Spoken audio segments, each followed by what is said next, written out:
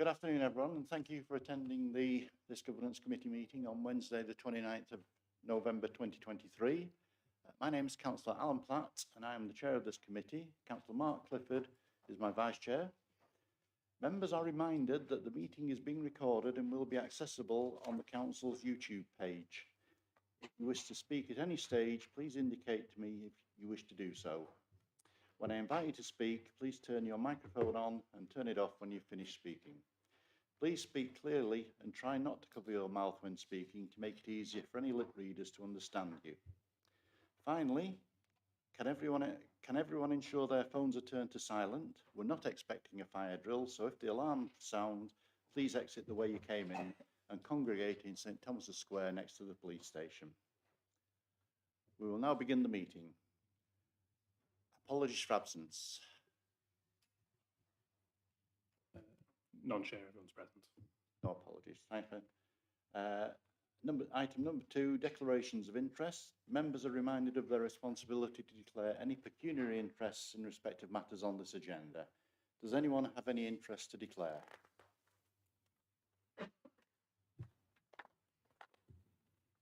Nope. Okay. Item 3. The minutes of the last meeting are included within the agenda. Are there any comments or points of accuracy to raise? Yes, Chair, there was a small amendment with the omission of apologies for our 2 independent persons at the last meeting, so it's just a minor correction for that. Thanks, Ben. Can we have a proposer for the minutes, please? Councillor Clifford. Seconder? Take your pick.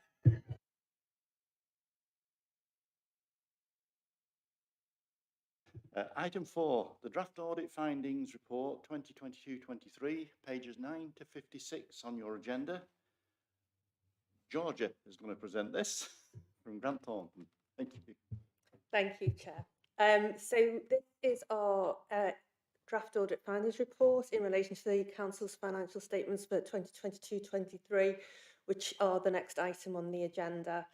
So the work is actually still ongoing, but it's nearing completion. So I thought this was a good opportunity to bring you our kind of findings so far so that you could consider them alongside the financial statements. We'll likely bring a final version of the report to the next committee in January, just to confirm the outstanding work has been completed and anything else that we find in the interim of just finishing that work off.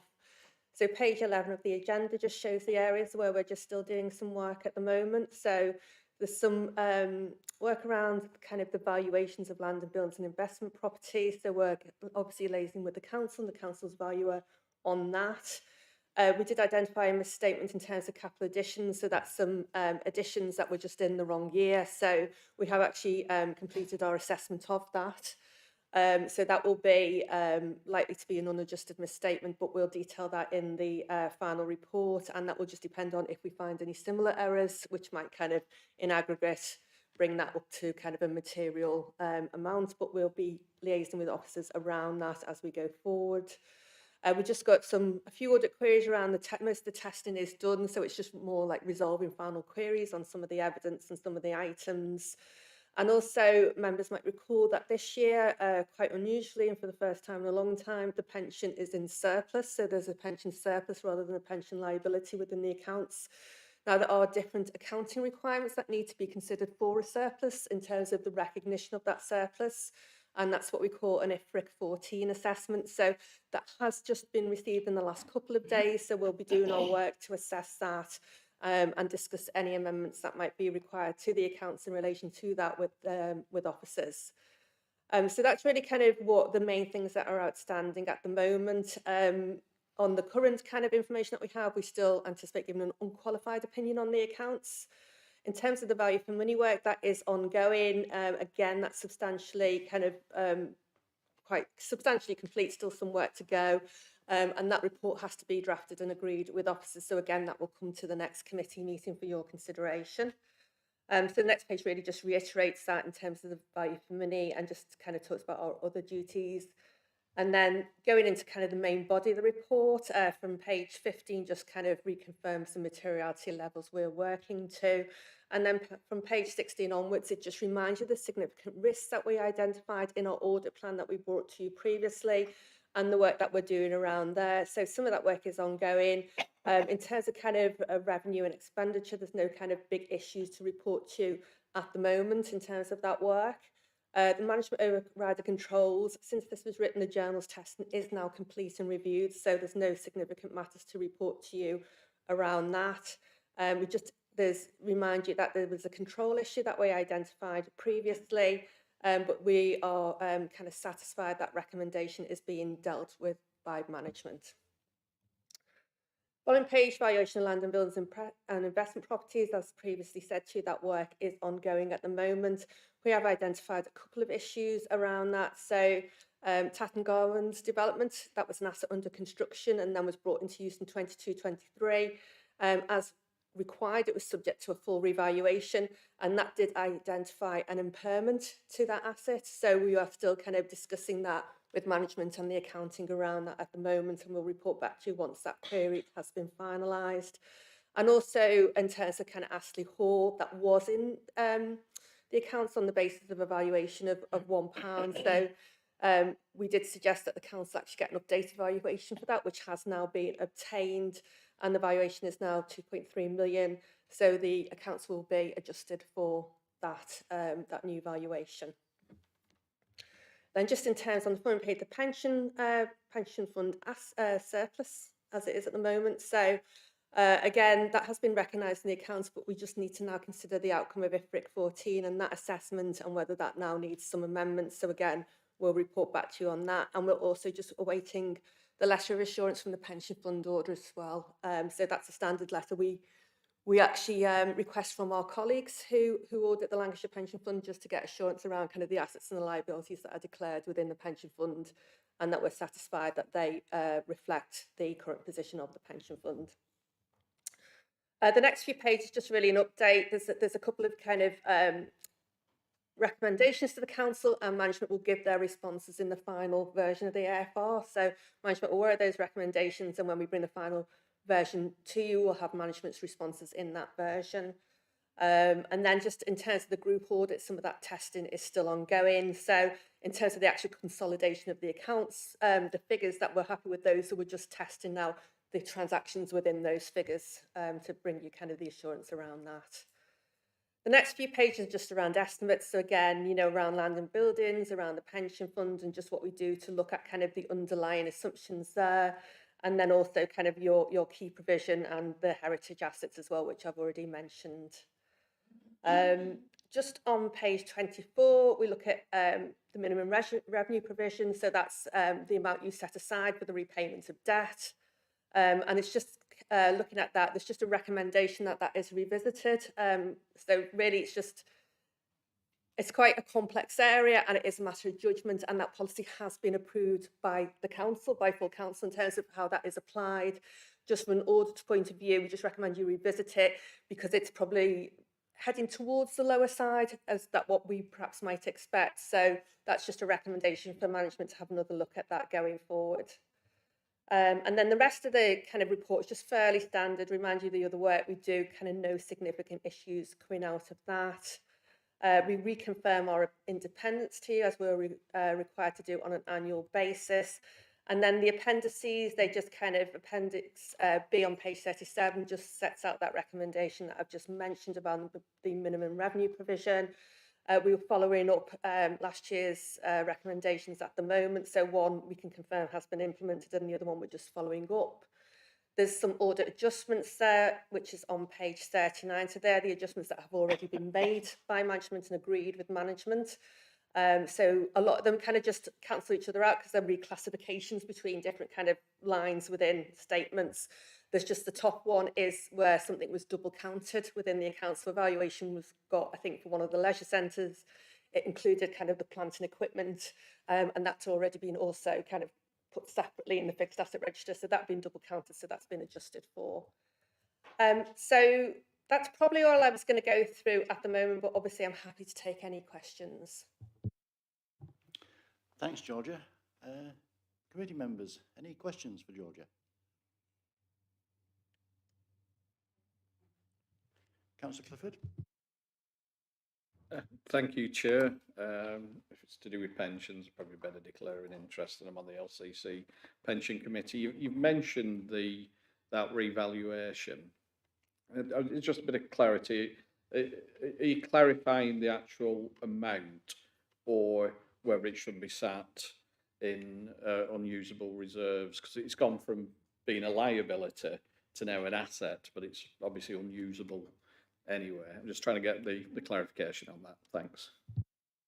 Yeah, so a surplus has to be treated or assessed slightly differently. So it's quite a technical kind of accounting thing where we look at what we call the asset ceiling. So how much of that surplus could the council legitimately recognise? Because really, when you have an asset, it's something the council can get at or get back. And really, a pension asset, are you really going to get any of that back at any point? Because the only way you could get it back is for all pensioners to be paid fully, and there'd be no further pensioners going into the scheme, and if there was something left, then potentially that would come back. Seems very unlikely to ever happen. Or the other way would be kind of potentially from a refund of contributions. If that was to happen again, how likely is that potentially going forward? Or it may lead to a reduction in contributions. So there are things we have to assess. Should you really be recognising the whole of that asset in your balance sheet? So there's various calculations looking at primary contributions, secondary contributions, the net present value of that future asset and things like that. So all of that has to kind of be assessed to go, actually, what is the maximum you could potentially realise? And that's what the figure should be in the accounts. And that's where we're at the moment trying to get to that. So I think the council have had their report on what they should recognise. And now it's up to us to look at those calculations and assumptions and go, do we agree with that? Is that based on the right figures? And then potentially agree any amendment that may be required. Thank you, Georgia. Okay, Councillor Clifford, yeah. Any more questions? Councillor Hayden? Excuse me, it may be something for our council colleagues to answer, but it's around the issue of procurement governance and about it still being an ongoing issue. I understand that we've now got a senior procurement officer in place, and I just wondered what the strategy is now for resolving the procurement issues. So if I take that initially and then pass over to officers, if that's okay. So as far as we're concerned, from the auditor's point of view, obviously we had that as a significant weakness in the auditor's annual report last year, which is the report on our value for money. So part of our work this year is we are following up on all those actions that the council has agreed to make sure that they are in place and implemented, and we will report back to you on that. But officers will be able to give you a better update of where they feel that is, and about kind of the recruitment of the procurement officer as well, if that's okay. Yeah, it's just to help you, Council. The situation with procurement is we have recently employed a senior procurement officer.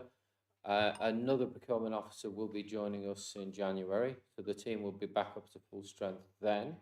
We are also looking to strengthen the team further, but that's a process we'll have to get sign off by senior management and by relevant executive leaders in both councils.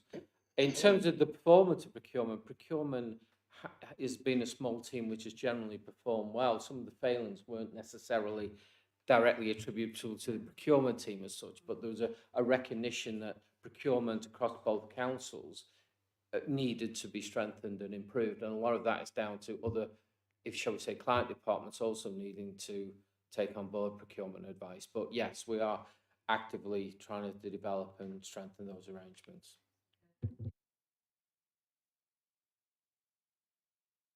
Sorry, Chair. I just wanted to add something, just again to update members. So this is, it slipped my mind, but it's another area that we'd identified that's not actually in the report at the moment, but will be in the final report. So the other thing that we identified that I just wanted to highlight was there is going to be another amendment for around £5 million in terms of a piece of land that was incorrectly written out of the fixed asset register, so that has to come back in. So just because of that size of that number, I thought I'd draw your attention to it now while I remember, but it will be in the final report again with the kind of the adjustment that's been made. So apologies for not mentioning that earlier in my main kind of presentation. Thanks, Georgia. Councillor Hayden. Another point, please, just to ask you.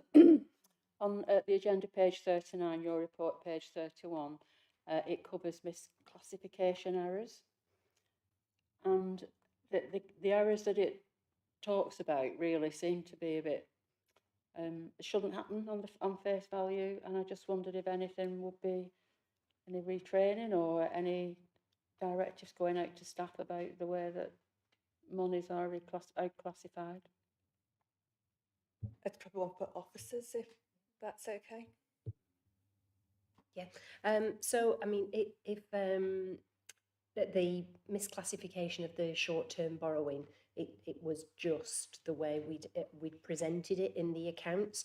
All of the borrowing, so all of the Public Works loan boards and that £10 million worth of borrowing had just been put into long-term borrowing instead of leaving the Public Works loan board in long-term borrowing and extracting the 10 million and putting that on a separate line. So it's just a presentational adjustment, and was an oversight. The actual loans to which it relates were, I think, for a period of 9 months, 10 months, and we just classed that as long term when anything less than a year should have been classified as short term. And the ones that relate to council tax refunds and energy rebates, again, they had been included, I'm trying to get this the right way around, had been included as a debtor and needed to be included as a credit. It would have been a negative debtor and should have been included in creditors. I think that's the way that is. So again, it's a presentational adjustment. It's not anything to do with the movement of cash or cash that has been paid out incorrectly or income that hasn't been accounted for. It's just on the face of the balance sheet in which category it's shown as. But ultimately, all of them, if you look at the balance sheet, we've got long-term assets, short-term assets, long-term liabilities, short-term liabilities. All of those come to a total, which is net assets. So overall, it has no impact on the bottom line. Net assets remain the same. It's just the categorisation within those subgroups. Can I just ask you, please, about you're talking about that the backlog in providing the accounts is in delay across the whole of the local authority. I wonder what the reasons are for that. You say that everybody's facing additional pressures and that's causing the lateness of producing accounts. So what are those, please? The reasons are many and varied. So I think it all started with the pandemic and the impact of the pandemic, really. So before that, government had been trying to bring forward the deadlines anyway for sign-off for production of accounts and for sign-off accounts. And, you know, many years ago, it was December was the sign-off. It'd come forward, and just before the pandemic, the government brought it forward to July. And the second year that we had that July, it already started slipping. And then obviously the impact of the pandemic as well, on councils in terms of trying to produce their accounts when staff were kind of, you know, having to kind of deal with the business rate grants and being pulled onto other things, just trying to make sure the community kept functioning sort of things. So people were pulled a million different ways. So that straight away, you know, that we've got really, really behind, you know, at that point, obviously sickness as well on both sides, sort of things like that. So it got really, really behind because of the pandemic. And actually it's quite a massive task trying to pull that back into line. So that's kind of a big part of the reason. And then, you know, kind of coupled with that is the kind of the increasing regulation and audit scope and audit regime. So, you know, in the last few years, and you'll have seen this reflected in the fees as well, the amount of work that has to be done on certain areas of the accounts has just increased, you know, almost exponentially.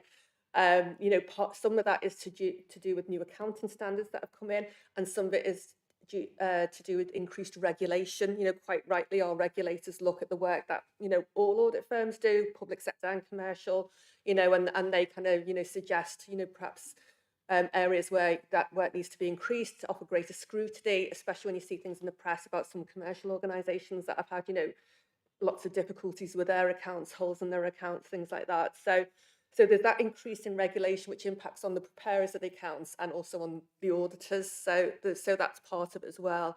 And then just also, you know, partly as well, the trying to kind of recruit, both again on kind of council side and auditor side. So, you know, it's becoming a much more difficult market to get the people with the right skills and experience in.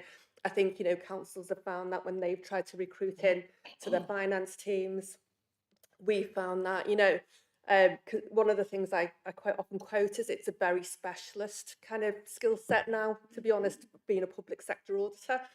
So, for example, for me to be able to sign off accounts, I have to be accredited by the Institute for Chartered Accountants for England and Wales. In the whole of the country, there's about 92, 94 people accredited to do that, and that's across all of the firms. So you can see it's quite a specialised area. So all of those things have kind of made it almost a perfect storm at the moment. So whilst kind of Grant Thornton have got the highest rate of sign-off of local government, and whilst we are bringing things back into line, you know, gradually each year we've got an improving picture, it's still a very kind of difficult environment to operate in at the moment. Thanks, Georgia. Thanks. Any more questions? Can I just ask you one for now? It's agenda page 19. It's your report, page 11. There are 2 items on there, and the management response is glaringly missing. When are you expecting a response? So we agreed with management that it would probably be quite helpful to have in the final report all of the recommendations and all of management's responses, so they could be considered, you know, together. But, you know, I think, unless Louise is going to say different, I think management are accepting the recommendations. It's just that their responses just haven't gone into the report yet. But as I say, we'll bring them all together for that final report for you. Yeah, I think the 2 recommendations that have appeared in there are IT related, and Asim Khan, those have been passed through to him, and so it's not like we'll wait until the final report comes through and then have a look at them and do something about it. So Asim has got those already, and he is working through those. I think something to do with timing as well, because we only got the report on pretty much on Monday, and as we got it, we sent it out the door to get it published on time. But as I said, there will be other recommendations that come through, and we'll put the responses together and bring that through to January. Lovely. Thanks, Louise. Councillor Hayden again. Just reminded me there was another issue where a management response is missing, and that's on your report, page 29, agenda page 37, and it's regarding minimum revenue provision. There's been no management response added to that section. I think for the same reason Louise has just explained, it's just kind of the timing of the report, getting it here. You know, management, to be fair, did turn it around very quickly so that we could get it to this committee. But, you know, as I say, there will be a response in there in the final version, which you'll see, you know, before final approval of the accounts as well. Because I think later on in the report, you're expecting us to sign it off today, are you? No, so I think the accounts have been brought to you today, so you can see kind of in conjunction, I guess, with our report, what they look like at the moment. But there are still a number of issues that are under kind of either we're still working on or we're still discussing with management that actually might result in some more material amendments. And if that's the case, they would need to be brought back to you for final approval. And my understanding is that will be anticipated at the next committee meeting in January, and our final report will come then. So you'll be able to see all the management responses, all of our final findings, and a final version of the accounts. So it'll all come together. As I say, I just wanted to kind of update you really and kind of give you a kind of picture of where we are now, what we found so far. So it's again, if hopefully Louise will confirm, it's not a final approval of the accounts today, but it will. You know, you'll see all of that before you are asked to actually sign them off completely. I'm just looking at page 40. There's an approvals, page 40 of your report, page 48 of our agenda. There is a section on approval, the very last paragraph, and it does say that where approval was minuted by the Council's Governance Committee at its meeting on the 29th of November 2023. So yeah, so take that out then. Sorry, so yeah, it's probably not very clear. So that is for Appendix G, which is the letter of representation. So that can be approved in principle now because it's a standard letter. Now, obviously, if we asked for any additional representations, that would have to come back again. But at the moment, it's just, again, it's approval of that standard letter, I guess.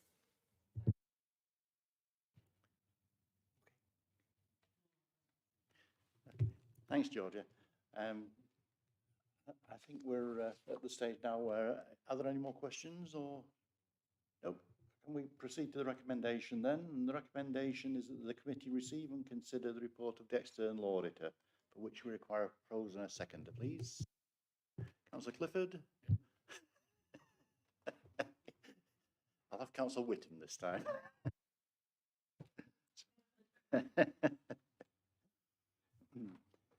We'll move on to item 5, which is a statement of accounts 2022-23, pages 57 to 214 of your very wordy agenda. I'll hand over to Louise. Okay, thank you. I'm going to hand over again, if that's possible, to Jeannie Waddington, our principal financial accountant, and who will introduce and go through the paper. Just before I do, I just wanted to just kind of give a little bit of background to the accounts this year. You know, appreciating, as you'll see, it is a huge document and an awful lot of work that goes into producing it. Over the year, well, prior the past 18 months, there's been quite a bit of turnover within the finance team, and so this year, for this particular set of accounts, it's there's been an awful lot of new people that have come into the team, Jeannie included, and a couple of members in her team and elsewhere. And so it's very, very much been all hands to the pump, and I think everybody within the finance team has ended up being involved in this in some way, shape or form. It has been a huge achievement to get it done, and steep learning curves for a lot of people involved who have dealt with it, you know, tremendously, and I'm really, really proud of that. But I'd just like to hand over to Jeannie to go through that. Thank you.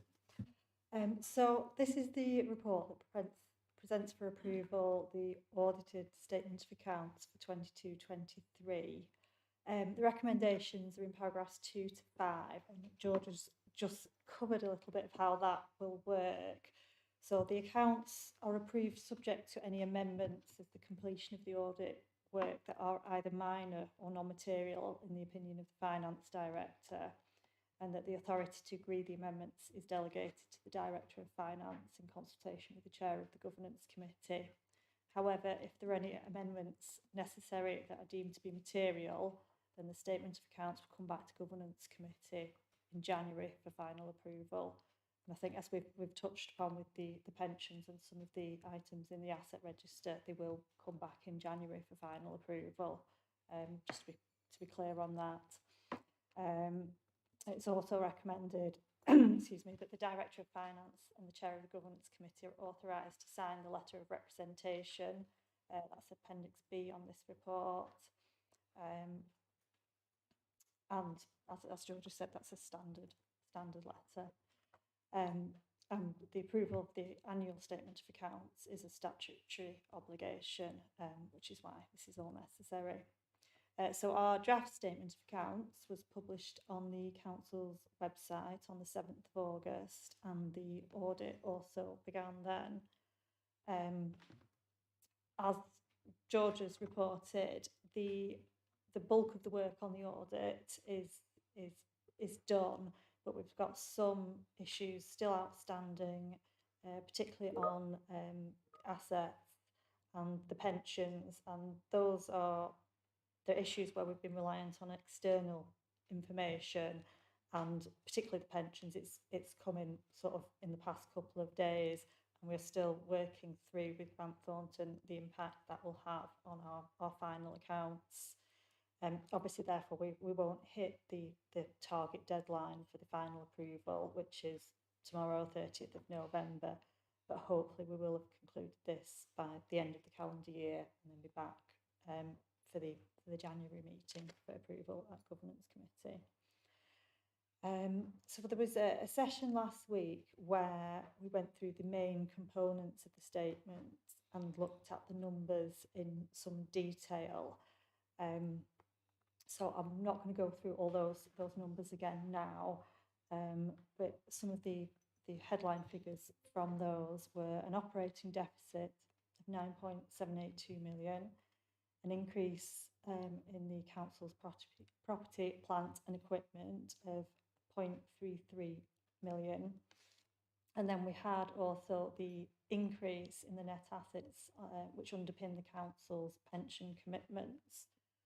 And we also see that on the balance sheet, but as we've discussed with the pension, we've very recently been notified we can't recognise that as a surplus. So that will be one of the amendments that is made and comes back in the final statement of accounts in January.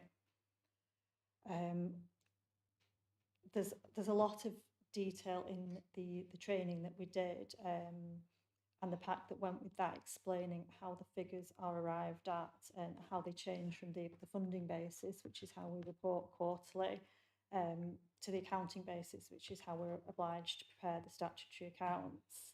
And that makes them comparable with other organisations and companies across the UK. And there's also information in there on the different reserves that the council holds, and the differences between those reserves, whether they can be used or whether they can't.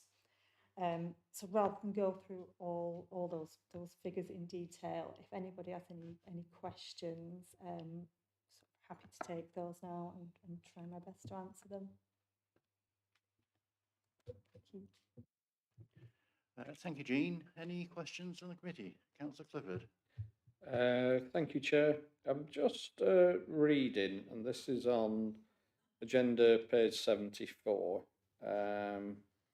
We've got the structure of the council, and basically I think we've got some out-of-date information here. It's basically saying the borough of the council consists of 14 wards represented by 42 elected councillors. That's fine. It's that political makeup, though, the political composition of the council as of 31st of March 2023. Those figures are wrong. I will check with colleagues in Democratic Services. That's what they gave me. I know there's been obviously a council election since in May, and so it won't tie in with what the current electoral composition is, because things changed in May. But those were the figures that they gave me as at the 31st of March. Yeah, it is. Yeah, I'm thinking it's. I've remembered what was throwing it was that an independent, and I was thinking of a previous independent of long-standing. Used to be on the council, and that's where I was getting slightly confused. So I shall retract that. Thank you. Thanks for rubbing it in, Mark. Any more questions?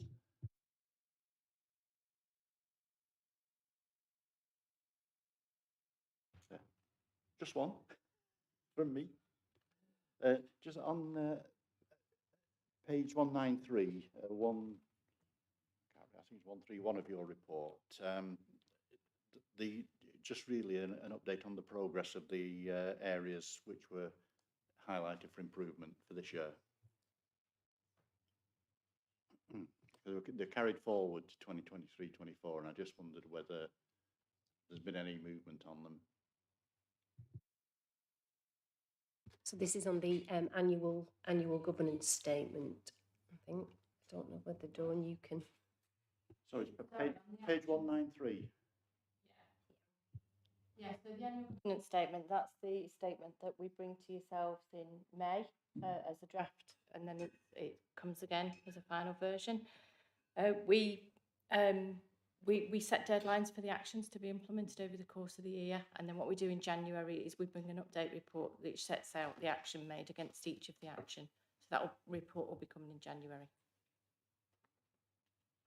Councillor Clifford. Thank you, Chair. I was probably more a comment to this one. It's, you know, and a thank you for the training session that we have. Obviously, the statement of accounts is a very important document, and we do a separate training session, which was excellent and attended by the vast majority of members. And many questions were asked and answered, which sometimes can then lead on to a lack of questions in the main governance committee. But I think the public will be reassured that we have had a training session and gone through the documents. Thank you. Thanks, Councillor Clifford. Any more questions, comments? No? Right. Thank you. We shall move on to the recommendation. And 3 recommendations. I think we can probably do them all at once if you're happy to. To approve the statement of accounts for 2022-23, subject to any minor amendments identified during the final stage of completion. To delegate authority to the Director of Finance in consultation with the Chair of the Governance Committee to make such amendments. And to authorise the Director of Finance and Chair of Governance Committee to sign the letter of representation. Have a proposer and a second, please. I'd like to propose that, Chair. Councillor Clifford, Councillor France. Thank you. Sorry, Joe, you're taking a vote on that, just clarify. Sorry. Oh, show of hands, please. I think that's unanimous there, thank you.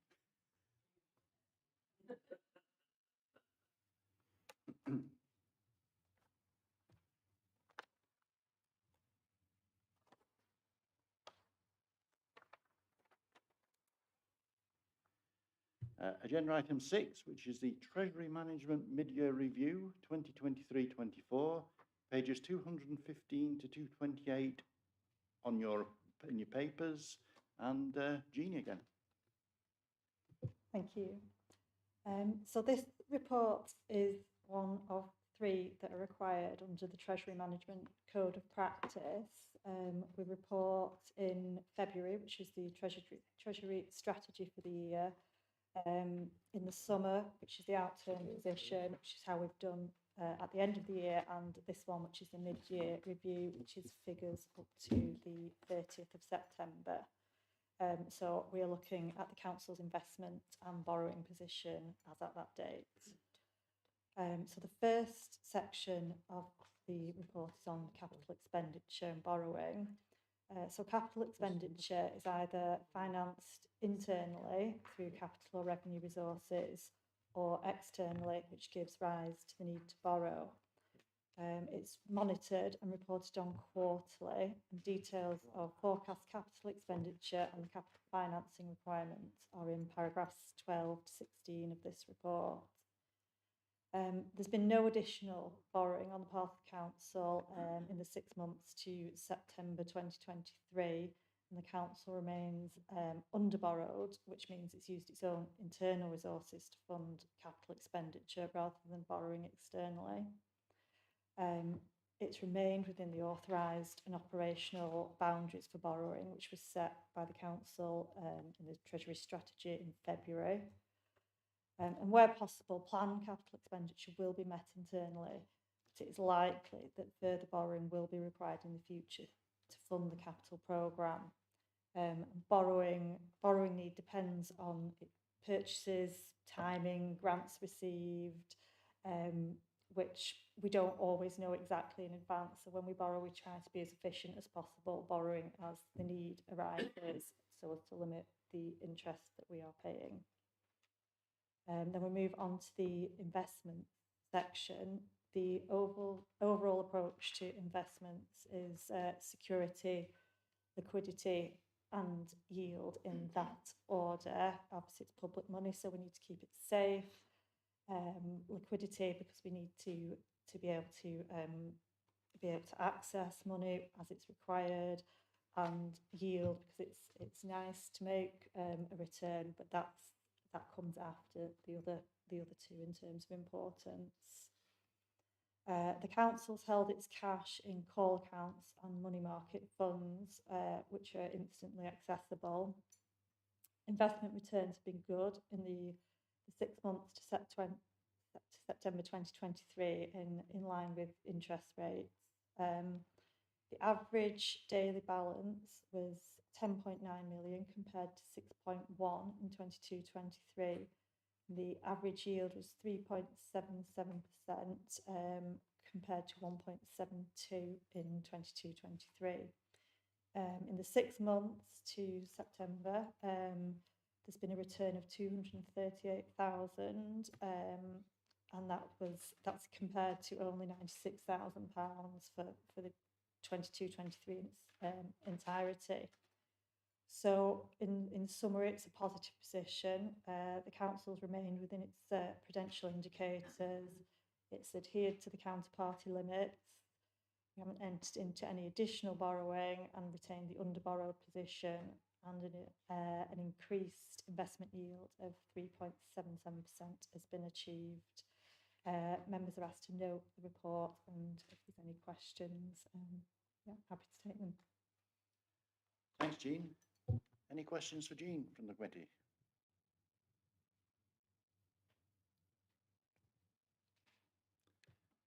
You appear to have got off lightly. Either that or the quality of your report was so good that we don't need to ask any questions. That being the case then, can we move on to the recommendations, which are to note and provide feedback, which I don't think we did, on Treasury management performance and compliance with prudential indicators for the period up to the 30th of September 2023, and to note and provide feedback on monitoring figures for the period up to 30th of September 2023, including updated interest rate forecasts. Can I have a proposer and a seconder, please? Councillor Moss, Councillor Clifford, and we'll kind of a show of hands, please. Thank you very much. We'll move on to item number 7, which is the Governance Committee Terms of Reference, pages 229 to 240 on your papers. Dawn will be presenting this report. Yeah, thank you, Chair. Members will recall that we've done quite a lot of work with the guidance. We issued it in full to all members at the meeting in August. We did the skills and knowledge questionnaire. And then at the meeting in September, we brought back the effectiveness review of the committee. And one of the actions arising from that review was to look at the terms of reference. So that exercise has now been carried out. And what we've done is the effectiveness review highlighted that we are operating in line with the model terms of reference, but our actual terms of reference within the Constitution hasn't been updated for a number of years. So what we're recommending that there are two things that we consider the model terms of reference. In the comparison, it clearly shows where we had previously and what the new guidance says. And also the other thing we need to discuss is whether you want standards to remain within this committee or whether you want to separate it out into a separate committee. That was raised when we had the training delivered by SITFA recently, that ideally standards should be separate, but again, it's just best practice. It's not a recommendation or anything. It's just highlighting the fact that we're not following best practice. But again, it is your decision. Thank you, Dawn. Any questions for Dawn? Councillor Clifford. Thank you, Chair. I know it's further on in the agenda, there is a standards hearing report. As Councillor Platt and myself and Councillor Hayden have just sat on a standards hearing. I actually thought it as a hearing went extremely well, and did feel that actually it is good to have come from the governance committee. So I'm not too sure separating it would there be any advantages in it personally. Thank you. Councillor Hayden. I would just like to say that they're very rare, I believe, the standards hearing for councillors. They're a very rare event, and so would it be worthwhile setting up really another committee in train when I believe the same as Mark that the hearing went extremely well, and it was nothing to be bettered really.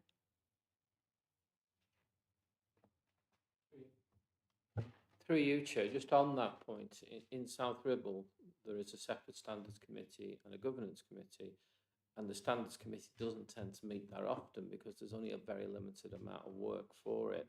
It's a matter for yourselves, there are arguments for and against, but certainly when you have a separate standards committee, there's not that much work specific for it. So I think the Chorley model does work reasonably well from my point of view.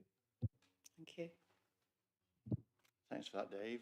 I mean, I think it does mention somewhere in the report that it was changed in 2012. There are obviously reasons behind that at the time, and it's difficult to see what would have changed over that period of time, unless any of the officers can tell me. Martin. I think obviously because we do it, there is a future item about the change in the code of conduct and the tightening up of it and the implementation of the LGA recommendations around that.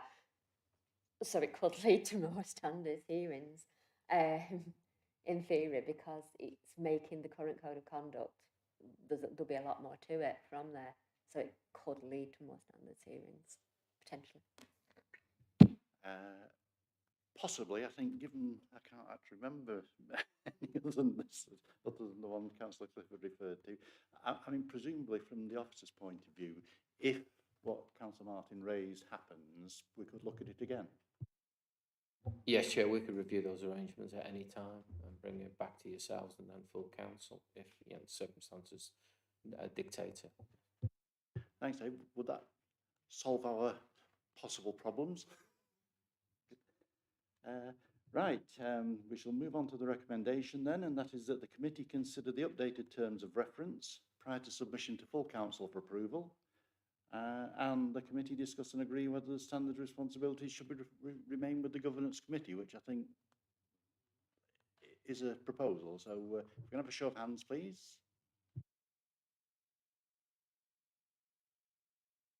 Thank you. Again, I like these unanimous things. We move on to item number 8, which is a constitution update, pages 249 to 268 of the supplementary agenda. And Dave will present this.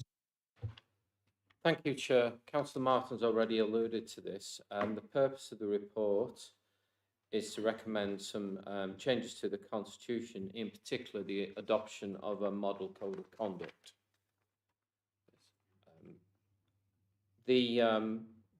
In December 2020, the Local Government Association issued a new model code for members.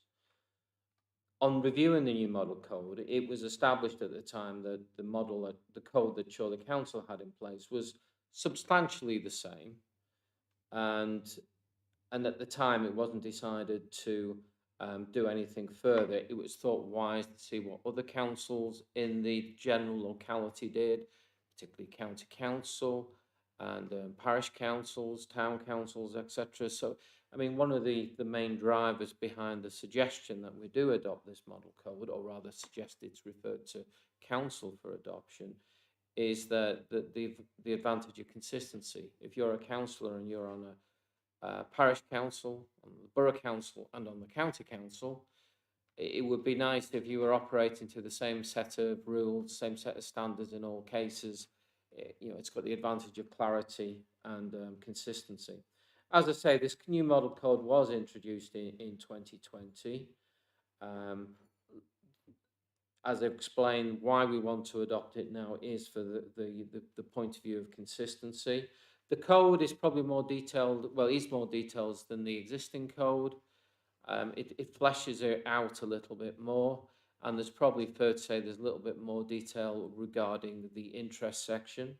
This code has been adopted by LCC. It has been adopted by a number of parish councils, not directly relevant in a way, but South Ribble Borough Council has also adopted the code, albeit with a few minor amendments. So a number of authorities have gone down this road. So that's the recommendation. It's a good code. It's a code that's been developed by the LGA, and one of the it will bring some certainty and some clarity, and one of the principal advantages is that it will give members some certitude. If there are dual-hatted or triple-hatted members, they'll be expected to live up to the same standards and comply with the same rules in all 3 settings. So that's the recommendation, Chair. So the recommendation is that you refer it to full council, in effect, for their decision to approve it. Thank you, Chair. Thanks, Dave. Any questions from members of the committee? Councillor Clifford. Sorry. Thank you, Chair. Yeah, looks obviously I'm on LCC, so all part of this. It's a very good code of conduct. I think the only question is the couple of amendments maybe made by our sort of colleagues over in Safe Ribble. Is it added? Is it strengthened? Or is it just to try and get a little bit more depth on what those minor amendments they made, please, just to see if we can learn any lessons from that. Thanks. They were relatively minor. I mean, I could provide you with a copy of the South Ribble Code so you could see the two. I know one of the things was that if you look at the code at the moment, you know, the Nolan principles in the model code are towards the back, whereas South Ribble felt they wanted them right at the front. So there's a few things like that, and I think they slightly tweaked the rules relating to interest, but they were very minor changes. Yeah. Thanks, Dave. Councillor Martin? Sorry, I've got quite a few questions for you on this. I've actually read through in quite detail as well the application of the Code of Conduct that the LGA currently give. And it's part of obviously their civility and public life work that they did. And I think there's a few things missing from this. The application of the Code of Conduct, time limits, for complaints, the timescales that they should be dealt with. It is in the current Code of Conduct, but it's not reflected within this. There's other things as well that the LGA give recommendations for that's also covered in the Code of Conduct documents that they issue. Sorry, I'm just going to actually open the LGA document here so I can read it to you. There's a few things that would be covered under it that I personally think, and I think some of the members may agree with me, is about not just protection for councillors, but so one of the points is the responsibility of councillors on social media. That it's within the law, okay, it's defined that if you are the publisher of, say, let's say, example, a Facebook page, okay, if that page, you are responsible for it, you are the admin of it, and you have the responsibility and you have the capability to delete and publish anything on that, you are also legally liable for all third-party content on that. You are the publisher. It's like being the publisher of a magazine or a newspaper. You're liable for everything in that. And I think it needs stressing, and probably quite heavily, that if you are the publisher of a post or a page, you are also liable under defamation laws and under criminal laws for any comments that may be made on those posts. And I think this needs bringing into the Code of Conduct, that as a councillor, if you allow racist, discriminatory, abusive comments on your posts, you are liable under the Code of Conduct and you will be brought, those will be applied. Also, so that also feeds into how the council deal with abuse and threats towards councillors. So the LGA state a register should be kept. That should be fed back. There should be a liaison with the local police with that as well. So it's not for a person that isn't being threatened to determine if it's a credible threat. It's for the person that is being threatened to say, I think this threat is credible. What should I do with it? And under the Health and Safety at Work Act, that even though as councillors we aren't employees, the LGA recommend that under such things of abuse and intimidation of councillors, we are treated as employees and given the same protection as employees. So it is things like that that would ultimately cover within a Code of Conduct, because as councillors, we're kind of out there unprotected, and a Code of Conduct is great, and the monitoring officer isn't here to answer these questions. Probably, maybe we could ask him to come back at the next meeting to actually answer specific concerns. But as councillors, if we are to be held accountable to such high standard, that needs to be implemented across the board and fairly with no loopholes, but also in response that if we are intimidated or threatened, it has to also be dealt with in a uniform manner, and appropriate action to be taken, i.e. if a councillor is threatened, the LGA say a cease and desist letter should be sent by the council. When I was threatened, I was basically pointed in the direction of the police station and told, you can get your own solicitor if you want. And I have 2 crime reference numbers already since I was elected in May. So I think yes, it's good, but there's a lot more scope to it that as a council, we're not covering at the moment. Yes, I mean, through you, Chair, I mean, essentially the points you make are entirely valid. I suppose the question is, does everything need to be in the Code of Conduct when there are potentially other policies will be in place? certainly in terms of time limits for bringing complaints, dealing with complaints, we have an investigation procedure which sits alongside the code of conduct. So that will still be in place. It may have to be reviewed, but that will still be there. I know there's talk about, I was looking at the social media protocol, and because social media it's a very complex area, and you know, on the one hand, councillors can get into trouble by not thinking through sometimes what you put on social media. It's an easy pitfall to do. But I suppose the point is the fundamental point is, do you want to bring all this into the one document, the code of conduct, or can these issues be addressed separately? And in a way, that's a matter for yourselves. I mean, one thing you could do is, if you think you want to have a more detailed look at this, is we could set up a working group derived from governance committee to look at it in more detail. You could compare it with other codes, and we can look into some of those issues. So that's one thing we could do if you wanted it looked into more detail. Thank you, Chair. Sorry, Chair, through you. I'll answer that. One thing I think, and I don't know what other members think, I think it should be incorporated in the same document, because that's published to the public, and then they can see that, yes, they have the right to complain about a councillor, but at the same time, the councillor has a right to complain if they are intimidated, abused or threatened. And it also kind of sets a benchmark for the council to say, we will not tolerate abuse of our councillors. And if it's all within a published document, there's no then, oh, we didn't know, because people think because you're in you're an elected member that you're fair game and they can say what the hell they like to. Well, no, the law states no, you can't. You may have freedom of speech, but it's not without consequence.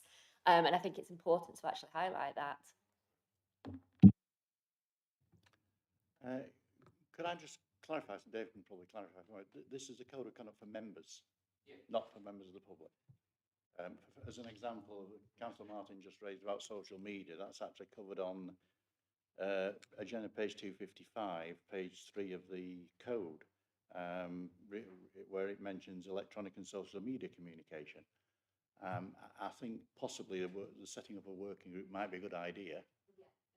Sorry, yeah, it's basically, because it's the industry I work in, I know the ins and outs of the legality of it, and it just came across to me that it wasn't highlighted enough and made clear that as a councillor, if you publish a post or a website or a Facebook page or a Twitter account or whatever, you are legally liable for it. Even if someone comments that you have no idea who that person is on your post, because you have the ability to delete it, you are liable for it. And I don't think it's really highlighted enough. I mean, go back to your question, Chair. Yes, the Code of Conduct is basically a document designed to set out the standards of behaviour expected of members in all circumstances whilst acting as a councillor. It will deal with issues such as social media in terms of how members should behave. Now, whether it goes into sufficient detail along the lines that Councillor Martin has suggested, well, I think that's a matter for legitimate discussion. As I say, one solution is you leave the code more or less as there is, and you just have some other public documents covering these issues. Another suggestion, as Councillor Martin is saying, is you try and bring her into the one document. That's why I was suggesting maybe it needs a more detailed discussion, but it's entirely a matter of yourself and the committee. Sorry. Councillor Sherwood. Thank you, Chair. Sorry? Oh, sorry. Sorry, I moved my phone. So yes, I fully accept what Councillor Martin said and what you said, especially about social media. So I've been looking at lots of codes of conducts recently. Very impressed, Chair, with the Conservative Party's code of conduct, especially in relation to social media. So this actually expands a bit more on what has been said, and I'll quote it verbatim from the Conservative Party's code of conduct site, which you're very welcome to Google. So this relates to social media, and it comes under I, because ABC, so we're at I, and it expands even further on that to say to like or share or repost or otherwise republish or endorse posts made by others that, had they been party members, would be in breach of any of the criteria set in the Code of Conduct, which I think is quite important, because if we're liking stuff, we like endorsing it. So, thank you, Chair. Thank you, Councillor Sherwood. Any more questions, Councillor Clifford?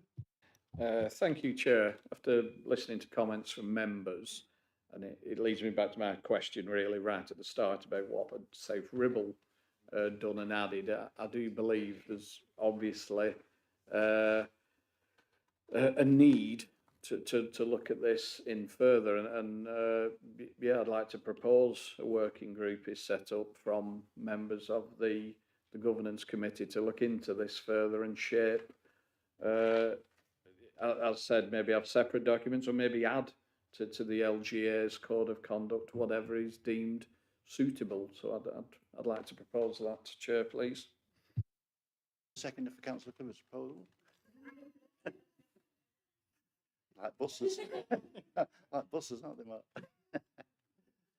Mark? In that case, I think, can we move to a vote to defer an actual decision on the papers in front of you, and ask Dave or to set up a group? Anybody who's interested is free to join, and we'll bring it back to a future meeting.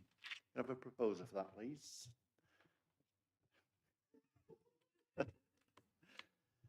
Well, it's Councillor Whittam and Councillor Martin, and can we move to a vote, please? All those in favour? Thank you.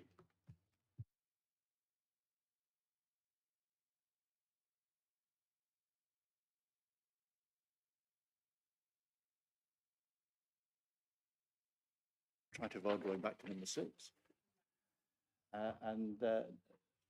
Agenda item number 9, which is report of the standards panel, pages 241 to 244 of your meeting papers, and Dave will present this one. Yes, Chair, this is a report of a standards hearing. We've already alluded to it in the meeting before, and it's just to inform members of the outcome of that meeting. So a standards hearings panel was recently held into a complaint that had been brought against Councillor Whittaker, and the conclusion was that Councillor Whittaker had breached the members' code of conduct. So the incident in question happened on Tuesday, it was on Tuesday the 31st of October at 10 p.m. when the standards hearings panel was convened. It relates to an incident at the planning committee meeting on the 17th of January. A complaint had been received by the monitoring officer the following day, which referred to Councillor Whittaker's alleged behaviour from the chair of planning committee. An investigation was undertaken with an investigation officer, and that concluded that the code of conduct had been breached and that matter needed to be referred to a panel to consider and determine. The panel consisted of yourself, Chair, Councillor Mark Clifford, Councillor Christine Hayden, the Councillor Whittaker and the independent person. Councillor Whittaker was present, as was the independent person, Peter Ripley. In her complaint, the Chair of Planning Committee had stated his behaviour, referring to Councillor Whittaker, an attitude of things that don't go his way are unacceptable. He shows no respect for the position of chair and continually undermines the role. The panel was informed of a written and oral apology that the complainant subsequently received from Councillor Whittaker on the 12th of October. That was roughly 2 weeks before the hearing. Councillor Whittaker provided an apology. In determining the findings of fact, all parties agreed with the key points of the alleged incident, including the context of a heated debate around the contentious planning application and the general comments made by Councillor Whittaker to the complainant. The panel considered the investigation officer's findings relating to 3 alleged breaches. One alleged breach the panel decided had not taken place. However, the panel did decide that 2 breaches had taken place, namely the paragraphs being breached being namely valuing my colleagues and staff and engaging with them in an appropriate manner, and one that underpins the mutual respect between us that is essential to good local government. And secondly, always treating people with respect, including the organisations and public I engage with and those I work alongside. The panel then considered what sanction to impose. Following careful consideration of all the evidence and representations provided, they decided that the best way forward was to apply the following sanction: to instruct the monitoring officer to arrange training for Councillor Whittaker relevant to the breaches determined by the panel. I think this is the first hearing we've had in approximately 10 years, maybe even longer. So it is relatively new for us. As has already been said by some members, I thought the hearing went well. I know concerns been expressed about how long the proceedings took, and that's something we'll have to look into, but there are various contributory factors to it. But the report, Chair, is just there for information and noting. Thank you. Thanks, Dave. As Dave said, the panel actually did mention, and Councillor Martin alluded to it in the previous item, the time from, I think it was January to October, it's a very long time, and hopefully that will be addressed in the future. If anybody has any questions, then I would suggest, given the nature of it, that you ask the panel members afterwards rather than go through this one. It's just for noting, so we'll move on to the next item, which is Dave again, the RIPA application update. Yes, Chair. As ever,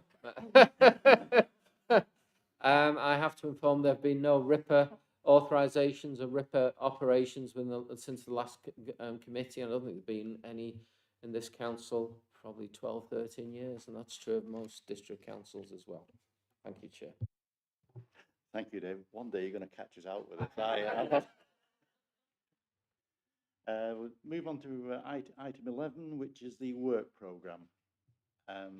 Basically, that's just items to be discussed at a future meeting that are included with your agenda. Any comments from the committee members? Councillor Clifford. Thank you, Chair. It's just one, and it may not be ready to go in yet. It's almost from a different perspective, this one, and it's the Audit and Risk Interim Report in terms of any work to add in,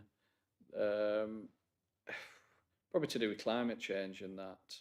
I know there's work being looked at during a scoring session for basically how good is the council doing on climate change. We actually came very well. We were second from the top in Lancashire, but it was probably pointed out that we could maybe have done more on our audit risk in terms of having more involvement, more sections of climate change.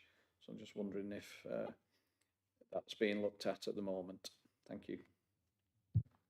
There are no plans to look at climate change within the current audit plan, but as you know, we have a 6-monthly plan. So that's something we can pick up for the next 6-month plan if it, is appropriate for us to look at. Thank you. Okay, Councillor Clifford. Yeah. Right, item 12. Any Georgia. Thank you. Just in terms of the work plan, given what we've discussed earlier in the agenda, if rather than a progress report from ourselves, I'd like to bring the final audit finders report and the auditor's annual report to the January meeting, if that's acceptable to members. Thanks, Georgia. We'll move on to item 12. Any urgent business previously agreed with the chair? There is none. So the meeting is now concluded. Thank you, everybody, for your time. Could I just ask members of the committee just hang back a couple of minutes afterwards? We just wanted to